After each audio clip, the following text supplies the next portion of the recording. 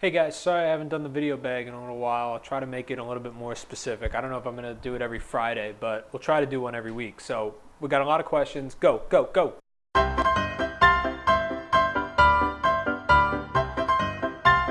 I think Dick Vitale just had us number 9, and I've seen us usually hovering in the 10 to 20 area, and I think people are selling us short. Probably. I think that's what we do. Whenever we have a great season, we always assume the team's going to take a step back, but it just doesn't work that way anymore. There's a lot of talent on this team.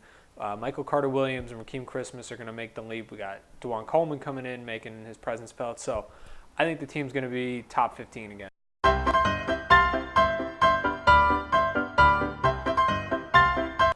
A lot.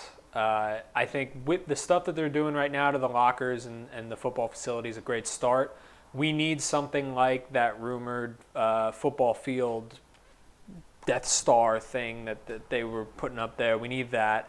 And we just need facilities that when we go to recruit a guy in Florida, when it's between us and Florida State, we've got a chance because that's what it's going to come down to now.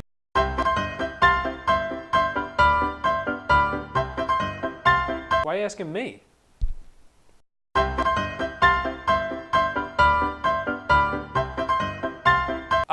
They seem pretty solid right now. You never know. I mean, we all learned from the Nerlens Noel thing. You just never know how these guys are going to go. But it sounds like Syracuse is on it, and it sounds like he's really interested. So.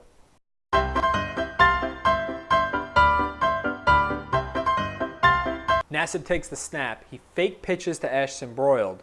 Throws it in the flat to John Kinder, who was lined up as a wide receiver. Kinder hits Marcus Sales, fit for the touchdown.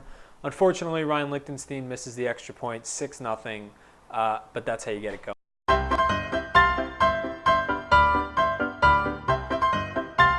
I don't know about Beckett Wales because I'm interested to see what the freshman Ron Thompson's going to do coming in. I've got high hopes for him. And then, I think a guy like Cobina might be able to step up. And then look at the running backs. I mean, Antoine Bailey was such a big threat last year. More likely a running back than one of our tight ends is going to be the third option this year.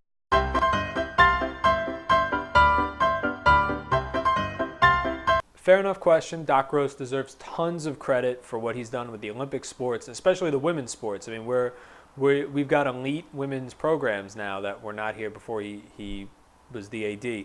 Here's the thing. When you walk into the bar wearing your Syracuse hat and you see a guy wearing a Georgetown hat and a guy wearing a Ohio State hat and a guy wearing a Florida hat, you think they're going to say something to you about how good the women's program is, or are they going to talk to you about the football program?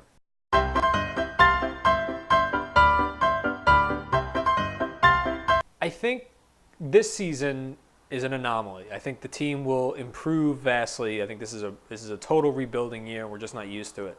But in general, I would say the days of the automatic Final Four and clearly the days of just automatically being the best team around are over. And fair enough. I think that's good for the sport. But I think Syracuse will be fine. I think we'll recover.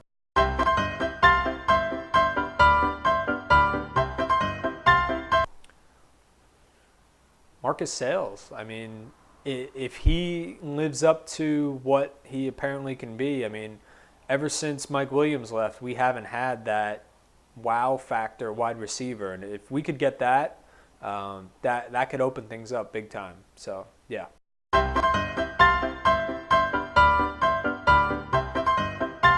Heck, I'd have seconds.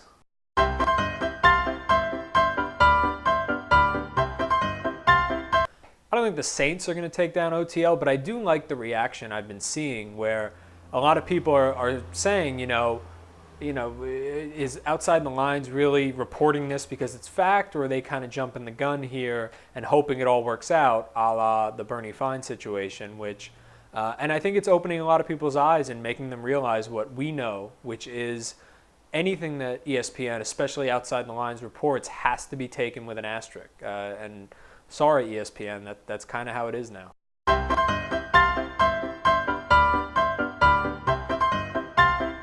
You would think so. I'm pretty sure we do that, but maybe they just don't work out. Because I know other teams have great face-off specialists.